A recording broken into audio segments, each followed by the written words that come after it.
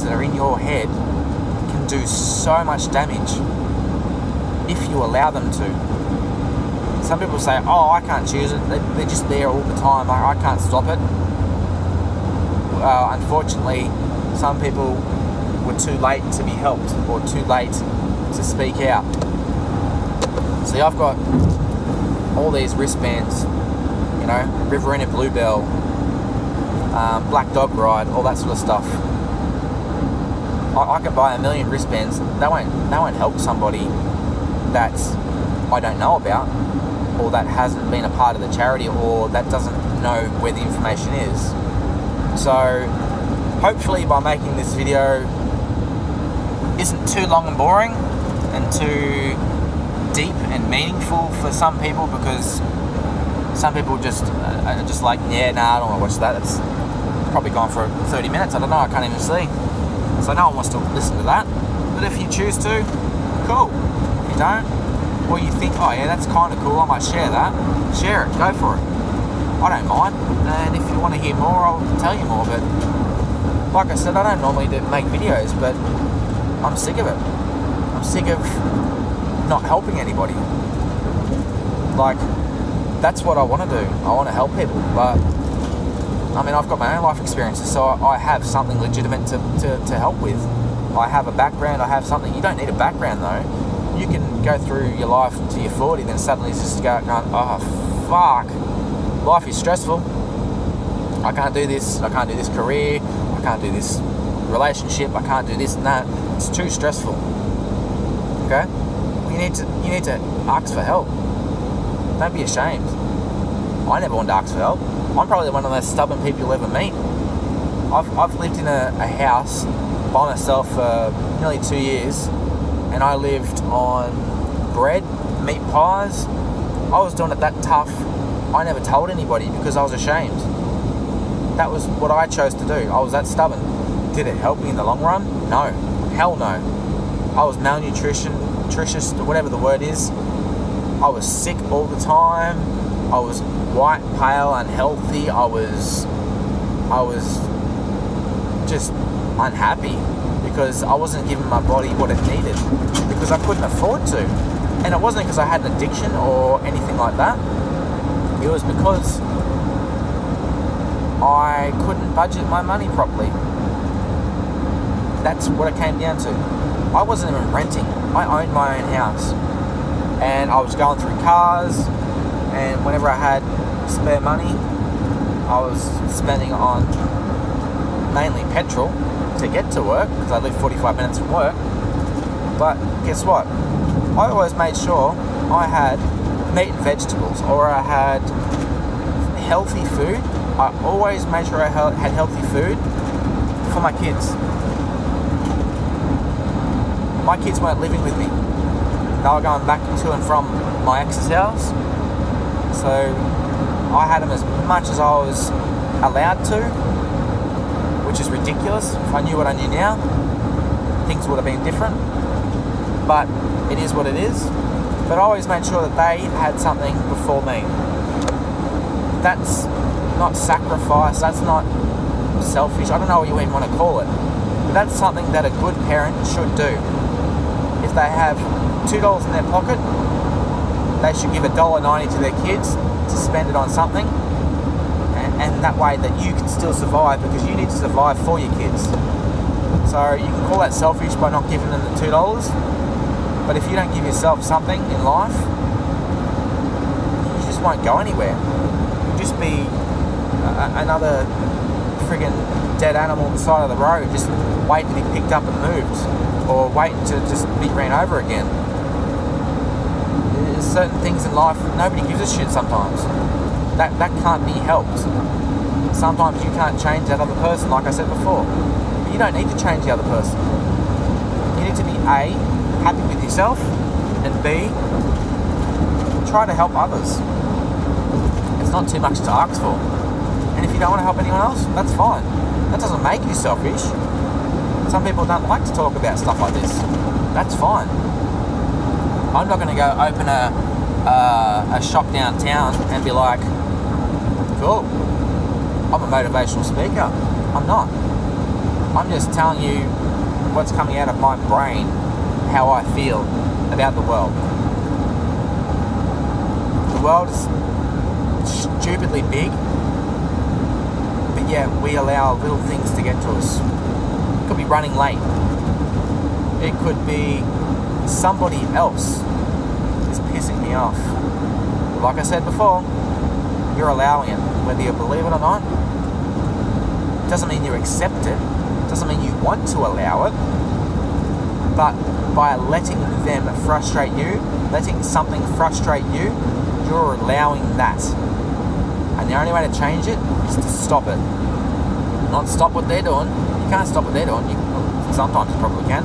If they're banging a pot, you can say, oh, look, can you please stop that? It's annoying me. I'm not talking about that. I'm talking about someone that's doing the wrong thing.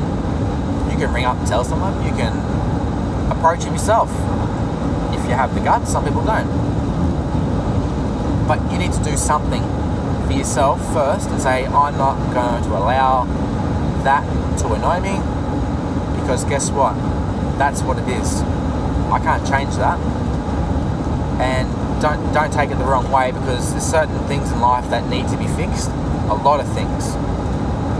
But there's certain things out of your control. And when they're out of your control and you can't physically get to that or do that, you know, it could be a starving kid in Africa or something. Like, you're not physically there. You don't have water in your hands to give to them.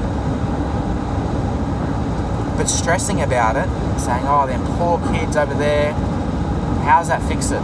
It doesn't. Donate or something, you know. If that's what you think will help, do it. That's all you can do. You can't physically help everybody in the world. Yes, if we all gather together and all that sort of shit, it's not going to happen. We gather together at certain times. We gather together just then at the drought. That's up in, or everywhere, but mainly Queensland. We all gathered, I think it was 8.5 billion or something they raised. That's awesome. That's great. We can do it. And when other countries have tornadoes and cyclones or whatever you want to call them, we all help out, don't we?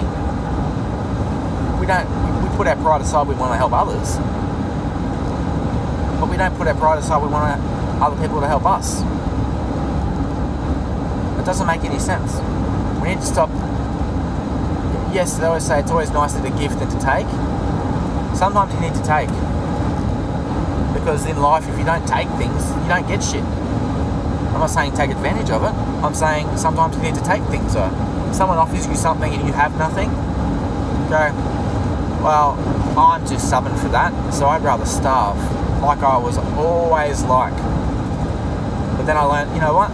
Thank you, I appreciate that. You're giving that to me. You're allowing yourself to feel better by giving to me. So I'm allowing you to help me, so I can eat, or I can feel better, or, you know, I can train better, or I can, you know what I mean? We're quick to pay someone to help us. It's funny that we won't accept something for free, because, well, a lot of us won't, because it's classed as our pride. But yet we're happy to go spend $100 to go get a massage when they're helping us, but we're happy to give them money because it's their job. We don't think of them giving us something in return.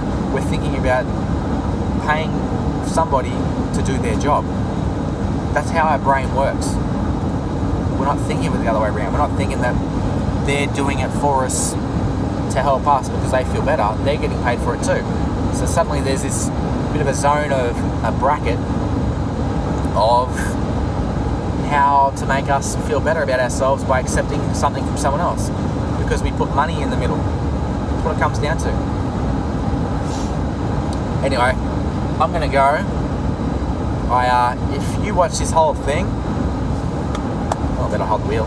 I applaud you, but and yes, I'm not holding onto the phone just so all them judgmental people are like, he's driving and he's talking at the same time. See, there's both hands on the wheel. My phone's sitting down there in the dash, and it's below my speedo, so I can actually see my speed, just so you know. Because I know what people are like these days. They're very judgmental. Oh my god, he's filming while he's watching an accident, but he's filming driving, so therefore he's being dangerous too. Whatever. I'm not. So, if there's another topic you want to talk about, put it in the comments. I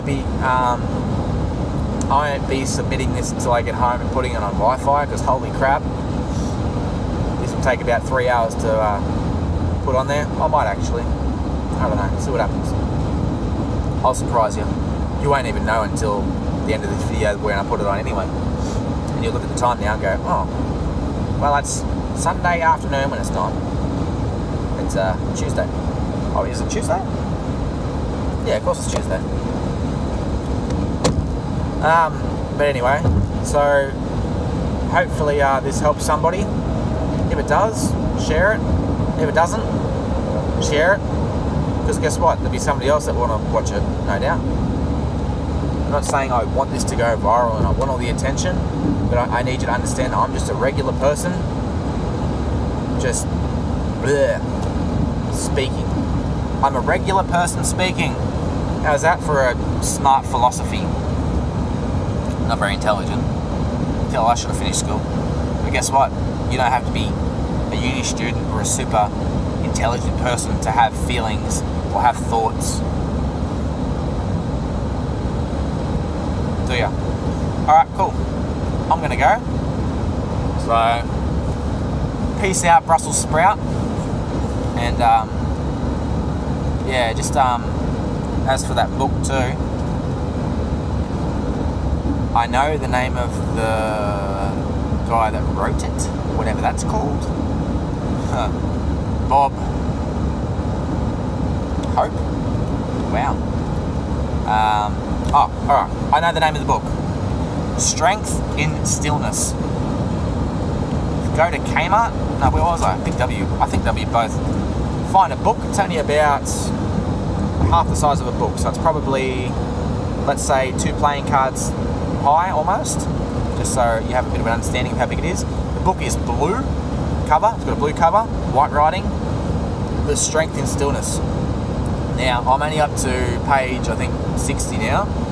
And just from reading that, even though hasn't taught me to meditate yet, I guarantee the next couple of videos that I put up will be a bit more understandable and hopefully might blow your mind a bit more rather than me just yabbering about something, which is not just yabbering, but it's real too, mind you. But yeah, I'll definitely get into this book a bit more. I mean, my foster daughter was interested. She asked last night and the night before. She goes, oh, how's that book going? And I explained a bit to her, and at first she's like, oh yeah, meditation. I'm like, yeah, no, it's not meditation. From what I've read, and from what I've explained on this video already, it is meditation, but it's not your typical meditation. And I explained to her what I've learned, what I've spoken to you about on here. And she was like, oh, okay, well, it actually sounds a bit interesting. Because it is interesting, because it's easy to do. It's not your typical meditation. And from what I've read so far, there's no, I even Googled where the nearest sort of thing is, and there's heaps of classes around. There's the one that I want to do, mind you, is at a time that I can't do, on a day that I can't do, of course, which is fine, because there's always another time. I'm 35. If I've waited this long, I can wait a little bit longer. Not a big deal. But I do want to get into it as soon as I can. But there's 2 different ones in my hometown, which I might do. And the reason I say I might do is because, yes, they are expensive. And then I thought, I spend more going to the gym, and I spend more in about a month of my own personal eating on the road. So I need to outlay that for the long term. Think of it as a little investment. Not very much. I think it's $120 or something. But that's for 6 weeks. So it's not that it's the money. It's just you need to find that spare coin just to do this. But you don't have to go to the courses either.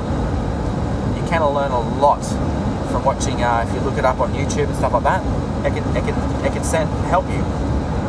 And the name of the meditation, and I'll have to say it very clearly because it's hard to say, it took me a while to learn it, Transcendental, I can't even say it anymore. Transcendental. So that's what it's called, meditation. So 2 20-minute slots, and yeah. So once I learn that, it'd be very interesting to see how much it does affect me and my world around me, and how much I can help other people. Because at the end of the day, it's something that a lot of people have said in the book, which I do believe, mind you. I don't believe it's a fad. That's something we should be doing, especially this day and age. Like, look at Facebook. I'm going to put this on Facebook. Problem is, if I didn't put it on Facebook, how would I get it out there? So it kind of contradicts itself. But I put a picture up saying, if you have time for Facebook, you have time for meditation. Makes sense to me. So if you have time to watch this video, you've been on Facebook, but now you have maybe an insight of that it isn't your typical meditation. It will be helpful, and it always is helpful, even the most skeptical. That's the people I want to target, is the skeptics. I've always been a skeptic of a lot of things. So for me to dive into this, I was like, yeah, well, give it a go, why not? So I did, and I'm glad I did. And I am honestly the most best person for peer pressure. I'm the best person for influences and stuff like that, to not be influenced. But I'm very open-minded too. So since I'm so open-minded, like I've been hypnotized before, for example. A lot of people don't believe that. Of course they don't believe that. They haven't been hypnotized.